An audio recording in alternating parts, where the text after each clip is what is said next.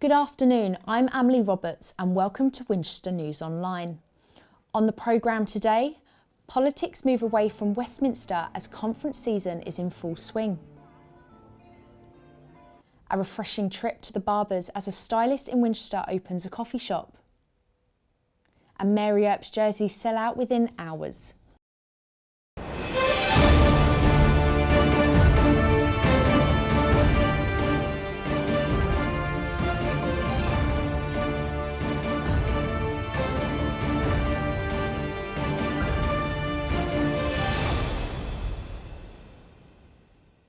Party conference season arrives every September and October as politicians move away from Westminster to meet with their big parties in big cities such as Manchester and Liverpool.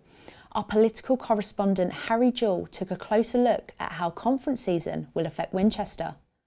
We must keep making the case for taking back control, because if we don't, our opponents will try and neuter this change. A simple message that we take to the country, that Labour will make a practical difference to the lives of millions of women in this country.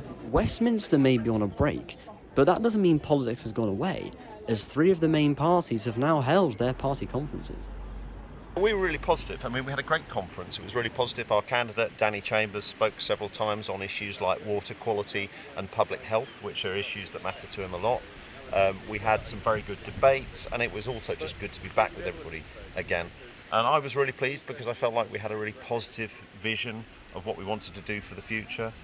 We were talking about things that are of immediate worry to people, like the cost of living and the NHS. But we were also talking about how we clean up the environment and thinking to the future about what we need to do to sort out the economy. I think the Prime Minister himself is quite well received by people in Winchester. However, I think a lot of the policies that he is pushing forward will not necessarily resonate with the Winchester voter. The Conservative conference, I thought, was what's the best word I can say is regressive and rabble-rousing, and in some respects actually quite dangerous. Why are they bothering even to have a conference? It's just rubbish. All of them, all 3. They'll say what you want to say, they'll talk the talk, then do what they want. I just feel that the money should be put into this country more than any other one. This is likely to be the last party conference season for the next general election, and here in Winchester there's a sense of real apathy about national politics. Winchester has a narrow Conservative majority, so it will certainly be one of the constituencies to keep an eye on at the next general election. Harry Jewell, Winchester News Online. On that note, the Conservative annual party conference took place last week in Manchester, with some big decisions made by our Prime Minister over the HS2 rail line. Jamie O'Sullivan has the roundup on what this means for Winchester. Thank you. Applause all around at this year's Tory party conference, but the biggest applause came after Jeremy Hunt's speech. And next time I want to see Barbie wearing a Union Jack, because that too was filmed in Britain. No, not that one. Jeremy Hunt vowed to freeze the hiring of civil servants, enforce harsher restrictions to those claiming benefits who are not actively job hunting, and increase the living wage to £11. Well, I'm a great fan of the living wage. At the City Council, our administration, when we were in charge, introduced the living wage, sort of ahead of many others, and I think that's a really important thing that we should do. And in the current climate, I think people will find that a real benefit. That may have been the biggest applause of the conference, but the biggest announcement came from the Prime Minister himself. And so, I am ending this long-running saga. I am cancelling the rest of the HS2 project. But was this the right decision? Well, if he can pull off the investment strategy to put all the money that he saves from HS2 into that northern network that he talked about, and actually improving roads, rail links, etc., that connectivity west and east rather than north and south, then well done him. But has the Prime Minister forgotten his roots here in Winchester? So the Conservative conference was pretty strange because it didn't really feel like it was talking to the problems that people have here in the Winchester area. There was nothing in there about the cost of living crisis. There was very little about the NHS. And on the environment, which is an issue that really matters to people here in Winchester, they seem to be going in the completely opposite direction from the rest of the country. Well, if the Tory party can't do anything for Winchester, hopefully the Green Party or Labour can, as their conference is this week. Jamie O'Sullivan, Winchester News Online. The luxury of a private jet is something many of us can only dream of, but private jets in the northeast of Hampshire might be getting more frequent overhead with Farnborough International Airport planning big expansions. Alfred Morris is over in Farnborough looking into the sky to find out more. Farnborough International is one of Hampshire's busiest airports and the 6th busiest private airport in Europe. This past month, consultations have been taking place in the surrounding area to scope public response to proposals for massive expansions at the airport, sparking controversy and backlash from local residents. Some concerns expressed at the consultation included an increase in noise and worsening air pollution. Farnborough Noise Group attended the event. They say they aim to hold the airport to account over both noise and emissions. Private jets are about 30 to 40 times higher emissions than an equivalent commercial flight, because for Farnborough, there are only 2.5 passengers per plane, 40% of planes are flying empty, and so they're an extremely inefficient way of travel. Jets produce particulates and nitrogen dioxide, which are both harmful to health. And an increase in private jet flights will result in increased emissions, and at the moment the airport is not going to measure the impact of pollutants. According to Farnborough Airport, plans include expanding the number of flights allowed per year from 50,000 to 70,000, expanding the annual number of flights at weekends from 8,900 to 18,900, and expanding the lower weight limit of aircraft from 50 tonnes to 55 tonnes. I reached out to the airport to chat to someone involved with the expansion and was directed to their press release, in which the airport's chief executive Simon Gear said the proposals will create hundreds of new jobs within the local community, something he says will be vitally important for the future economic prosperity of the region. Further, he said Farnborough Airport is leading the way on airport sustainability, achieving level 4 carbon neutrality, which is the highest possible accolade. Nevertheless, the plans are not yet set in stone, with the airport putting them forward to the council sometime in November, so we'll know more about the future of the airport then. Alfred Morris, Winchester News Online. Now, if you're a guy wanting a new look, then you may be in the mood to go out for a coffee while you're at it. Well, there's one establishment in Winchester that will now give you both, as Morgan Mitchener-Banks reports. When you're going for a trim, all you'd be expecting is to come out looking smarter than you did before. But this barbershop in Stanmore has made the decision to give their customers an extra treat to sink their teeth into.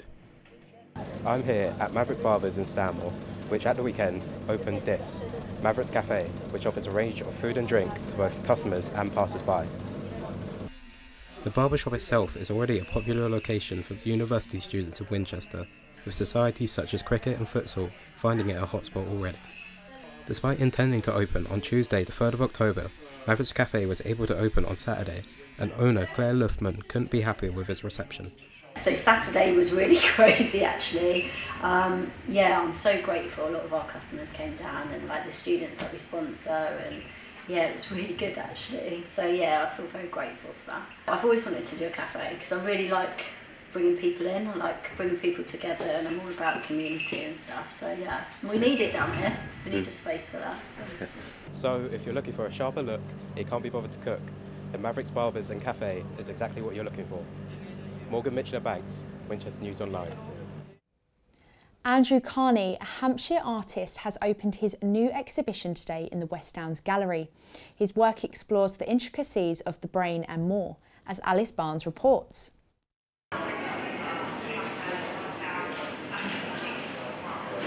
We're here at the West Ham Centre today, exploring a new exhibition by Andrew Carney called Being Human, Seeing Ourselves.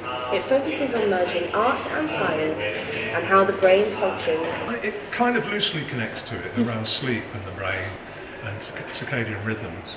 My interest in the brain, I can't quite remember where it goes back to. It's interesting, the neurology thing. I think there were some things that I learned around neurology that really interested me. I mean, certainly when I was a schoolboy doing my kind of GCSEs, we were taught that the brain was a fixed thing, that it was like a solid mass, that everything was wiring. But when I was later on, I learned that no, it's not. It's a kind of a mush, a moving mush, a changing mush, and I got very interested in that. And then I worked with neuroscientists for. I worked with neuroscientists for 20 plus years. We see ourselves through contemporary science. So that notion that we're changing means that we think about us changing and that we can change ourselves. So it becomes really interesting. Chloe Battle, who kind of curates the space, kind of put a call out, I think even before the building was open, about whether people were interested. I'm always interested in having a venue to trial things, to test things. And so this seemed very apt, and this is the first time pretty much that this work has been out of my studio, so it's always good. And it kind of got bigger because I said, well, can I do something with students as well as part of contribution to the work? And that was agreed, and then I got a little bit of funding to do that. It all fitted in quite well because I also asked the students whether I could adapt it slightly to fit it. Okay, so some of the colourings and whatever I changed to make things work. The exhibition is here from the 11th of October to the 15th of December, so make sure you don't miss it. I'm Alice Barnes with WINOL News. There are 10 weeks left until Christmas Day, which for many of us may seem like a long time.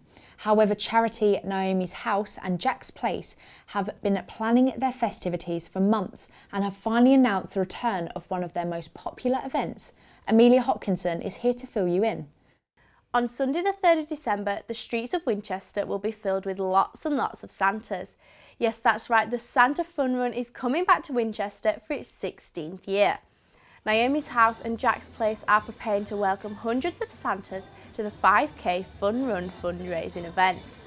The charity provides local hospices for children and young adults and asks that participants aim to raise £50 for the cause. Santas will have a festive Zumba warm-up at 8:55 a.m. before running through the city past some of Winchester's most famous attractions, including the Cathedral and King Alfred's statue, before finishing outside of the Guildhall in a flurry of snow. If you're wanting to run but don't have a Santa suit, there's no need to worry, as it's all included in your registration fee. So get practicing your best ho-ho-hos and be ready to go, go, go. Now it's time to head over to sport, where Guy Nicholson has the latest. Thank you very much, Emily. Now, turn your mind back to the summer, where the Lionesses nearly won the World Cup. Goalkeeper Mary Earps's name was on everybody's lips. Apart from the kit supplier, Nike. They hadn't made a replica shirt for the number one until now.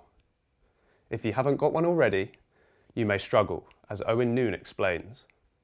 Nike have finally released the Lioness hero Mary Earps's goalkeeper shirt after major backlash throughout the summer, but getting your hands on the shirt still isn't as simple as it seems. Throughout this year's World Cup campaign, England kit manufacturers Nike failed to put any goalkeeper shirts on sale. Mary Earps, who won the Golden Glove at the tournament, didn't only put on award-winning performances game in, game out, but has since been trying to battle her case for her fans. I feel really strongly that there's a large group of people who are not being served by our main sponsor, and it's a really damaging message to send to young kids. I never expected to make any sort of change. I just guess I wanted to feel like a little bit heard, and I wanted also the fans to know that I have really been trying hard and fighting for them. You know, I do think that's a responsibility when you do have, you know, some success. It's important to use your voice for good and not evil. Nike released 3 versions of Earps's shirt with no announcement. They come in green, yellow and pink with a retail stamp of £99.95, which predictably all sold out within hours. Later on in the day, The same shirts were already being sold on eBay for as much as £200. The release of the shirt was such a shock that even Mary took to her Instagram saying that she didn't realise they were going on sale today, but not to worry as more shirts were coming before the end of the year. The England #1 couldn't express her thanks for all of the incredible support that she'd received and said that this would have never have happened if it wasn't for her fans. Owen Noon, Winchester News Online. Last Friday, the Winchester-based Adjutant General's Corps women's team travelled to Wiltshire to take on the Royal Artillery in their second league game of the new season. The AGC got off to a flying start, opening the scoring just a couple of minutes into the contest through Katie Ireland. The second came shortly after, Christina Wright getting her first of the game with an excellent goal to double the advantage. Shortly before the break, Wright got her second of the game with a cool, composed finish to put the game out of sight. The half-time whistle blew with the Winchester side 3 goals to the good, and the second half proved to be equally dominant. The AGC added a fourth shortly after the restart with a calm and collected finish into the bottom right corner. They made it 5 when Wright nodded home from a corner to complete her hat-trick. And their star player got her 4th and the AGC's 6th late in the game, injuring herself in the process. And despite some late pressure from the home side, the AGC saw the rest of the game out to win by 6 goals to 0. Yeah, really impressive. I thought it was pretty scrappy from the start, struggling to play out from the back, which is our game plan every meet that we come to. And pumping the ball long really doesn't suit us, and it probably suited the RA a little bit more with their physicality. As we saw the goals though, every goal was the same. Played it about a bit and put a through ball through and finished it. So when we actually get to playing football through our game plan, comprehensive 6-0 victory. So in the end, a comfortable victory for the worthy downside, seeing off the Royal Artillery, who it's fair to say showed a lack of firepower.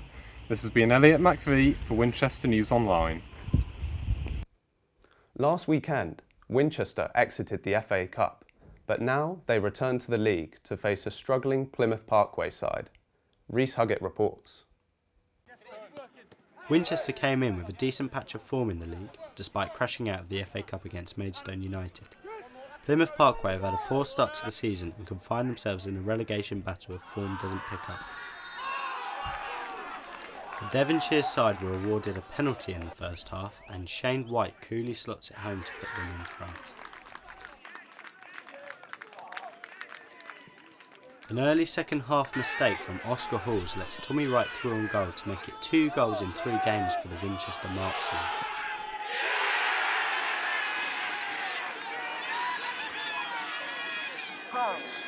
Later in the second half, Winchester had a shot blocked and it looked like to hit the arm of the defender, but the referee disagreed.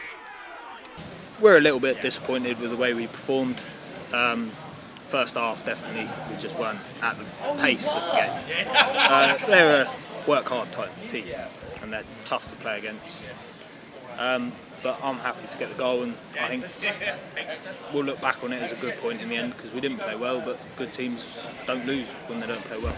So hopefully we can perform better Saturday and get the 3 points then. But we were just tired tonight, I think.